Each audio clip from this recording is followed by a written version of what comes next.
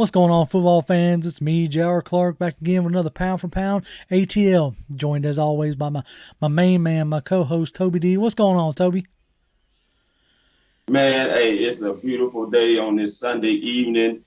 Came from cutting the grass, and me and my son out there cutting the grass and trimming and all that, man. So got the yard nice and There it tight. is. I'm ready to You're settle right, down now. right. What's Yep. up with Did the yard work yesterday morning before it got real hot, and so you? just got Okay. back in from grocery shopping myself, and we figured it'd be a good time to go ahead as we're leading up to training camp. Did something that we don't Okay. do a ton of, and we don't do a ton of because we have the live streams where we interact with all of our listeners and all of our viewers. But I figured I'd throw it out there as we were leading up to training camp. Me and Toby will both be up in Flowery Branch this coming Saturday. So we figured, hey man, let's throw it out there and ask our folks, what should we be looking for? What questions do y'all have going into camp? So this is kind of like, I guess you could call it a mailbag, and I think that's kind of the image that I used yesterday afternoon when I first put it out there, and we got some pretty good responses, some pretty interesting questions. So that's well, okay. Before we really get into it, I do want to address the crazy, absolute crazy Jimmy Garoppolo rumors that are floating around. It's from an account, like a Twitter account that just like throws anything to the wall. But in Falcon circles, it has gotten like some kind of traction. Like I thought I saw like they said that the Falcons were offering a second and a fifth for Jimmy Garoppolo. Right. And that was ridiculous. If they were offering that, the deal would already be done, like flat out. But Right. like we'll address this again as one of our questions that we got today. Like if you already have Jimmy Garoppolo in a sense in Marcus Mariota, like you have the veteran quarterback who has played in the league that you can view as a quote unquote stopgap. I see absolutely zero reason to trade away draft assets for Yeah. a quarterback that hasn't been able to get it done on the team that he's on with the offensive guru at head coach. So no, Right. for me it's a big no, and I would imagine that those rumors are completely false. Toby, what do you think when you saw that? Yeah, quick question, because didn't we give our fifth round pick away for Brian Edwards We from the did. We Raiders? absolutely did. So that's anything. How can we be giving up a fifth round pick along with a second if we've already given up a fifth round pick? But anyway, I do not see that happening for the Atlanta Falcons. But if that is a move they make, you know how I do. It just is what it is. I mean, it's the front office. Nothing is too much surprising. I'm still waiting on this year for them to show me that they actually mean what they say with making sure everyone plays during the preseason. So I'm still waiting on that part. So it is what it is. If they decide that's what Yeah, they no, want I to do. completely agree. Now, if there's a trade out there that I'd like to see happen, I floated it out there as just a what if is like Deion Jones for Mekhi Becton. Becton, Okay. both the guys ended up on a physically unable to perform list going into camp, and there's been a lot of like talk that the Jets aren't happy with Becton, and I myself wouldn't mind reuniting him with his college offensive line coach and Dwayne Ledford, and like I would imagine Okay. that Deion Jones could fit that because Robert Slahy runs that same style of Dan Quinn style defense that Right. Deion Jones has shown like he could be good for. Now, I ain't got no rumors. That's just something that I would like to see happen. But anyway, Yeah. but that's what I would. Yeah, the Jimmy Garoppolo stuff was like out of left field, and I just kind of rolled my eyes at it. Yeah. All right, let's on to the questions. We're gonna start off with our good buddy Anthony Romero. Hit me up on Twitter. Okay. He said, "Do you think Ritter will impress the coaching staff enough in training camp and preseason to possibly earn the starting role?" Toby, I'll let you handle that or start off. I'm going to say no. I'll say yes to the part. I do believe he's going to progress and get better, especially developing in some of the stuff he struggled with in college, which is inaccuracies when it comes to throwing the football in certain situations. I do believe that he will progress and be better as far and going into preseason. But I do believe now that looking back at it, it's going to be Marcus Mariota's job going into week one. Now, if he really just kills it, then you don't have a choice but to start him then. But I do believe that Marcus is going to have that job week one, and it's going to be his at least that week. Yeah, What you think? I tend to agree, and I tend to follow in your thought process there. Um, seeing what this coaching staff, how they tend to view rookies for the most part, it seems like they want to try to like slow roll rookies. I know it's more on the defensive side, but I don't initially think that they were wanting Jalen Mayfield to start.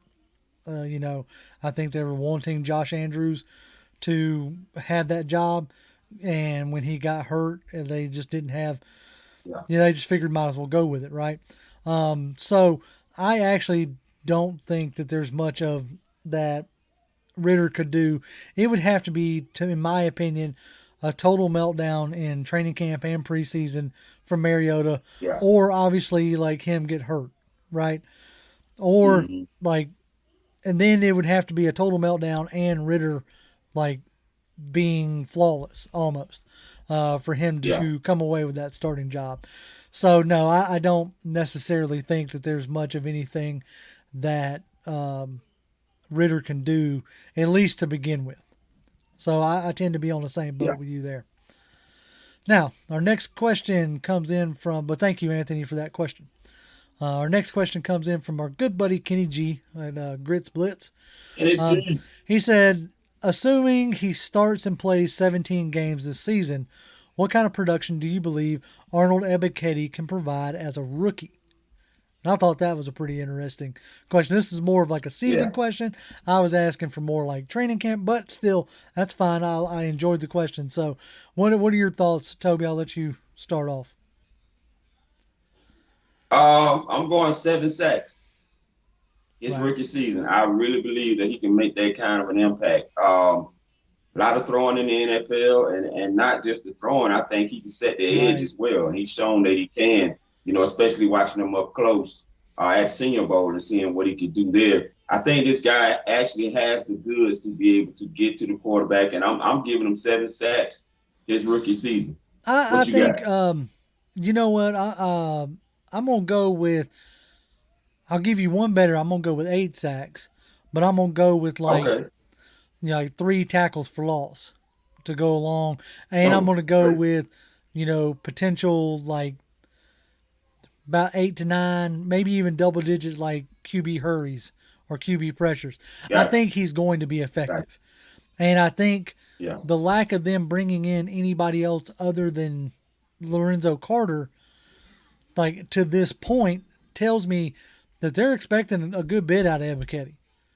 Like Yes. I think your three main rushers are going to be, Ebiketie, Ogundeji, and Lorenzo Carter. So I think he's going to Gotcha. have the opportunity to be a productive as a rookie. And especially if Lorenzo Carter can keep his play going. Like, you know what I'm Gotcha. saying? If Lorenzo Carter can keep his play going and Grady Jarrett then also benefits from that as well, if those two guys get going, Ebiketie is going to almost be kind of like a forgotten man.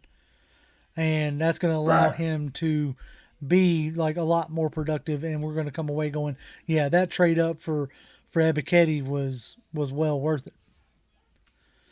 Right. Appreciate that, Kenny. We're going to move on to the Hip Hopper. He hit us up on because I put the same question out on YouTube, so he hit us up on YouTube. He said this might be a post training camp content, but but what do y'all project for the 53-man roster? I ain't gonna do a whole like 53-man roster kind of thing, and but this was the part that intrigued me.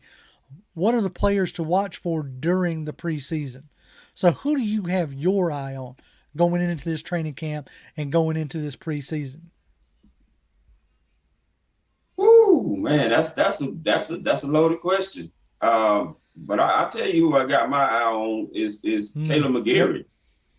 Is he going to be able to hold his job? Now we know Nash about to get down and nasty now because I'm pretty sure the first weekend there won't be pass on, but the next weekend I'm projecting we will see that when we go out there August 6th. We'll see them Mm-hmm. pass it on. Can Caleb McGarry hold his job down, or is Jermaine Ifedi going to overtake him for that position? I'm heavily got my eye on staying at the offensive line again. And this is probably where you might go with this too. Matt Hennessy and seeing what the competition is going to be between him and Yep. Drew Dalman, or do they have to go with the other guy that they brought in? I can't remember his The name. Jets guy. Maybe you might. Yep. Yes, the Yep. center may overtake both of them because they may need a veteran presence there if they don't go after J.C. Right. Treader. What you You know got? what? I'm actually kind of sticking on the same line, really. It's odd enough. I've started to try to help, like, volunteer to coach for an eighth grade football team around here in my local area, just to, try my hand at something different and, be around some other coaches who have a wealth of knowledge. And one of the things that they've, like, kind of tasked me to do is try to help with the O line. So I've been doing a lot of, like, reading and researching and watching tape and of, techniques and how to do that stuff, and it has me thinking about our O line a lot. As far as, Gotcha. like, can Jalen Mayfield make a step? Like, you brought in Justin Schaefer, who, by most accounts, doesn't have very great lateral movement, but he seems to have a mentality that you're looking for. So, can they, is that a battle that actually manifests? Same deal with, it was a picture our good buddy Damsky posted on from IG, or from Instagram, is that Jermaine Ifedi and Jake Matthews have been working out together this offseason. So Right. if they're building some continuity there, now I know Ifedi has spent the most of his time at, like, the right tackle side, and that's where we're penciling him in. But he did start his NFL career as the left guard up there in Seattle. Mm-hmm. So if that's if he can, like, develop some, like, real chemistry and continuity with Jake Matthews, like, that might be how he works his way in. So Mm-hmm. that's my number one, is, like, how good does this offensive line look? How do they gel? You know, and outside of that, it's the running back group for me. Like, does Avery Okay. Williams actually look like a running back in camp? And in preseason, does how does Tyler Algier? We've already heard reports that he's kind of coming into camp as a de facto RB1. You know, so Yeah. does he look like he's earning that? Does Quadre Olson carve out a role? So for right now, for me, it is it's the offensive line and it's the running backs. That's what I'm Gotcha. hoping. That's what I'm watching in this preseason. But thank you very much to Hip for that question. All right, we got Ricky Gaines says, "Do you think we are making?" And this kind of goes, "Hey, well segued. Do you think we are making a mistake by not going out to get Treader or Quentin Spain? I think that improves our chances drastically. I'd rather plug a veteran in for a year or so rather than swapping centers week to week or having Mayfield let down playing a guard instead of a tackle." Yeah, like, that's my big thing right now. If there's a veteran, because right now we have, because of the Eddie Goldman debacle, him just, like, retiring, we have a roster spot still open, like, on the 90-man roster. We're at 89 right now. I would love to see them bring in somebody like J.C. Treader or Quentin Spain, like somebody to really Okay. push, for that center position, or really push for that guard position, because you saw what kind of difference bringing in Andy Levitre and bringing in Alex Mack made. Right. So, like, these two guys, bringing in one of these two guys, and you got like 12 or 13 million because you done finally signed all your draft guys. Your draft class is completely Yeah. wrapped up. You finally signed them, so, like, that's my thoughts. What are you thinking there, Toby? I'm going to go with what they did with Eddie Goldman. I think what we had talked about, if they thought that that was something they needed to do right away after watching the OTA films and Mm-hmm. stuff like that, you can only simulate the best you Right. can. what you expect to see up front and the attacks from other defenses, they would have done that.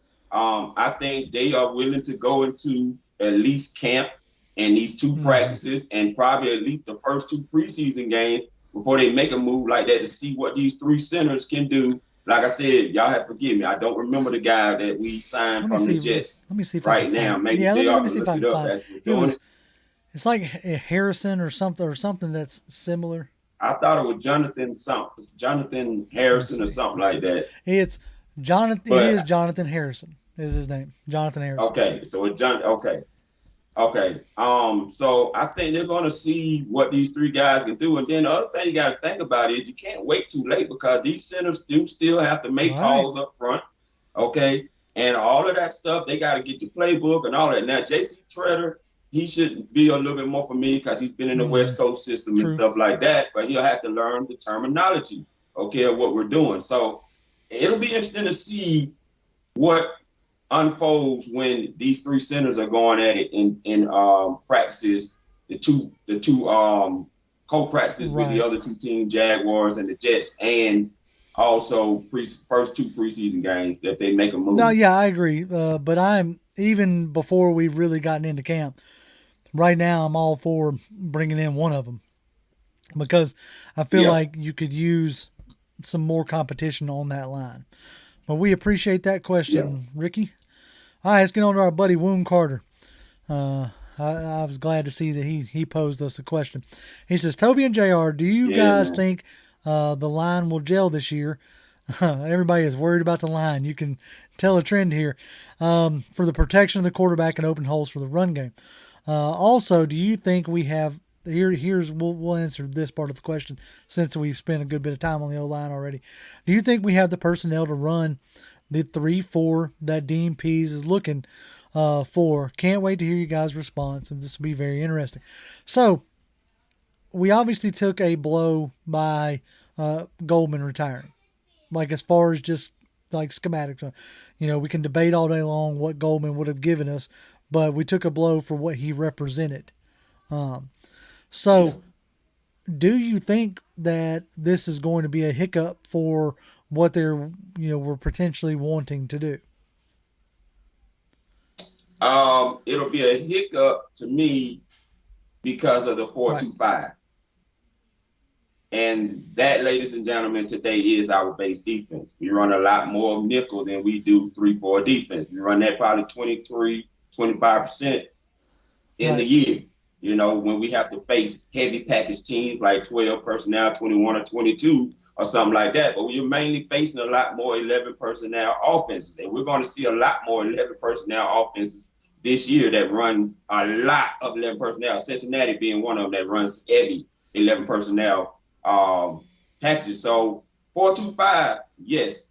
3-4, I think we'll be fine in that area and have some bodies there, especially the three guys, whether they're in, the 2-4 tech, head up on the tackle, or 5 tech Right. outside of the tackle, and then, your outside Yeah. linebackers. I think we'll be fine in Yeah, that area. because in that standard 3-4, that standard 3-4 formation, you could put Grady on one end or one edge, like as a left defensive end, and you could Yeah, put either Taquan Graham or Marlon Davidson, while sticking Vincent Taylor yeah, and or Anthony Rush, in the middle, to yeah, create that 3-4 look.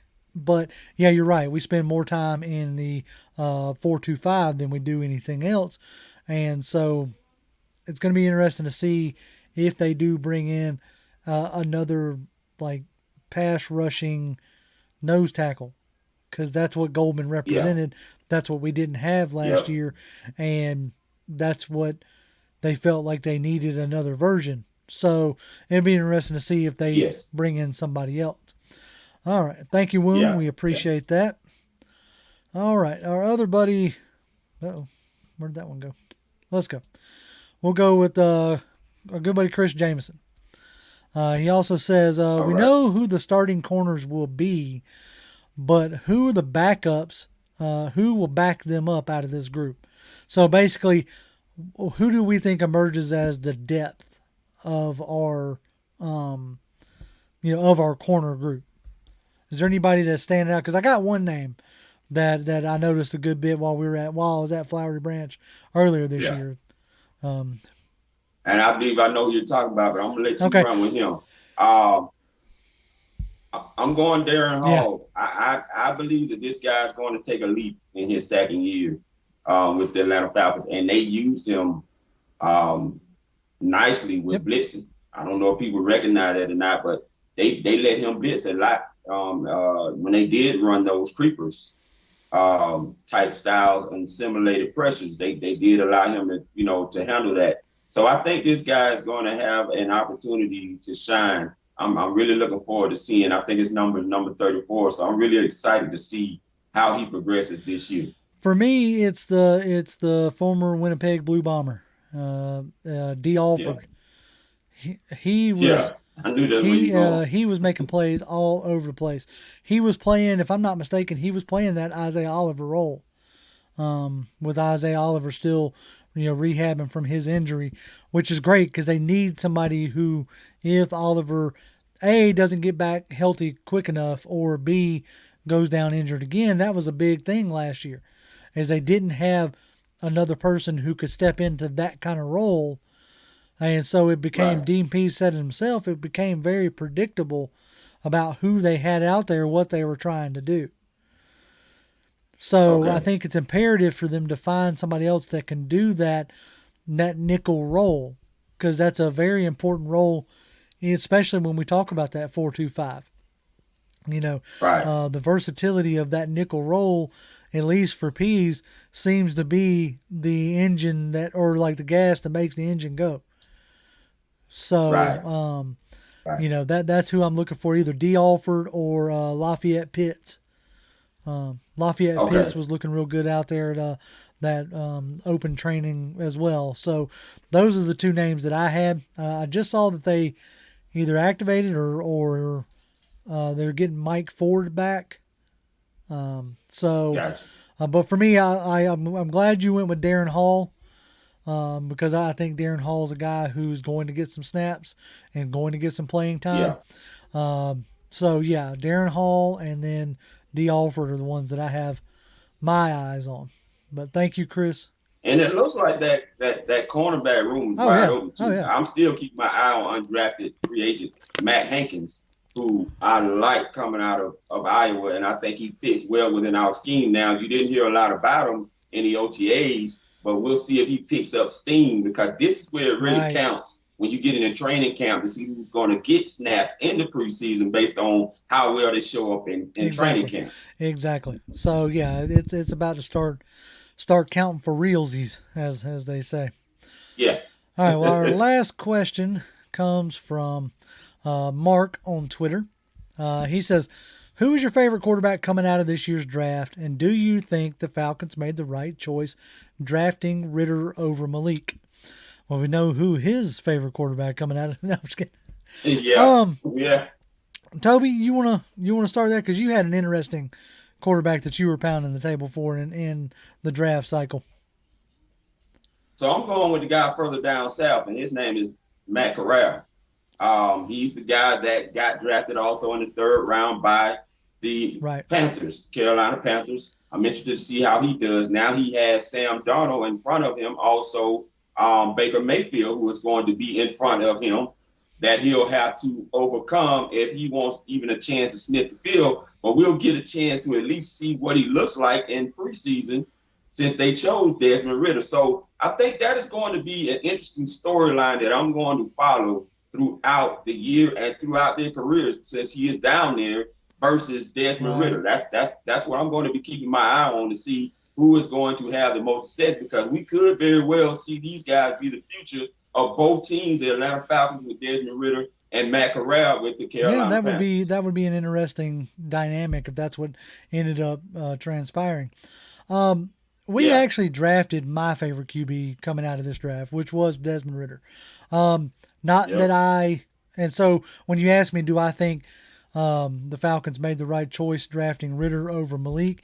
If we're talking about just raw talent, I think Malik's got more talent. Like he's got yeah, more arm strength, and he's a better runner than Ritter. But if we're talking about who I think is going to be a better pro quarterback, I think Ritter is going to be the better pro quarterback. I think the fact Yeah, that he played at a school like Cincinnati that like had not had success until he showed up, it's like says a lot about him. Says a lot about like his makeup and his intangibles, and then you yeah, add in the fact that through Ritter's play and the team's play, like now obviously it wasn't just Ritter. I mean they had a cornerback go top five in Sauce Gardner, who we would have loved to have had here in Atlanta. So it wasn't just Ritter. They had yeah, a real good defense as well with Gardner and Kobe Bryant and Majay Sanders and all that jazz. But yeah, Ritter put them in them games and kept them in them games, and a lot of yeah, times made fourth quarter magic happen to win those games. And like they didn't bow down to Alabama, and that was interesting. They gave Alabama a pretty good fight for most of that game, much yeah, better than I think a lot of people were expecting. So, and it's easy to see why the Falcons chose Ritter over Malik. I mean, they're very similar hmm, systems as far as like the route concepts that Cincinnati runs versus what Arthur Smith like has ran in Tennessee and what Dave Ragone and them have right, ran at Chicago. It seemed like it was going to be an easy transition, which we have already gathered by Ritter saying he was surprised he was able to pick up the playbook as quickly as he has. right, Well, he shouldn't be surprised because it's a very similar playbook. You know, yeah, it's just how and when they deploy it that makes it different and what's going to be challenged for now. You know, can he clean up his throws and get a little bit more accurate? That remains to be seen. But as far as the choice of who to pick, yes, I think the Falcons made the right choice by drafting Ritter. yeah, yeah. They made the right choice for their purposes and where Arthur Smith wants in the quarterback because he wants an all around guy. Play action is very Right. heavy for us, and it's not just doing it out of the shotgun. You need someone that can perform it under center. Ritter showed that he can do that, and he could be that guy more than any of the other top four quarterbacks out of the top five that Yep. I had on my list. So Ritter is the right guy for Arthur Smith, and that's where I'm going to leave it at with Exactly. that. Now, like, is he going to be the franchise guy? I don't know. Like, that remains to be Yeah, seen. But, like, I understand the thinking. Is guess like I yeah. that makes sense to me. Well, man, that was the last question that we had gotten in, or at least the last one that I had pulled. So, man, I thank all y'all for the questions that y'all sent us. And like I said, if everything goes right, we have a special show that should be dropping on Thursday with an extremely uh, knowledgeable defensive, former defensive coordinator. Writes a lot of defensive books. I'm not going to try to hype it up too much because we already recorded the show once and it fell apart on me. So I'm not trying to jinx it, but if everything goes well, we'll have a really cool show for y'all on Thursday, honing more in on this creepers and sims and 425 type stuff to help us better Yeah. understand what we're going to be looking at this year on the field. As always, Falcons fans, y'all can follow me on Twitter. I'm at Grim1128, GRIMM1128. Toby, Toby D 1991 that's right. all day. As always, Falcons fans, rise up.